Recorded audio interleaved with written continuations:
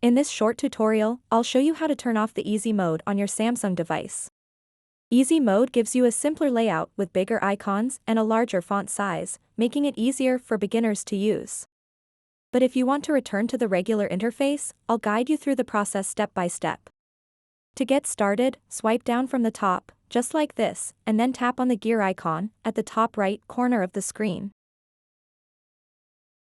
Once you are on the settings page, scroll down a bit and tap Display.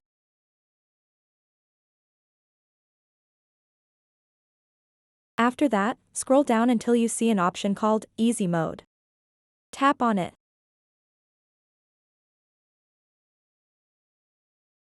To turn off the easy mode on your Samsung device, simply toggle off this switch over here. So that wraps up this tutorial. If you have any questions about this whole process, please let me know in the comments section below. And if this video helped you out, please give it a big thumbs up and subscribe to this channel for more tutorial videos like this one. Thank you so much for watching and have a good day.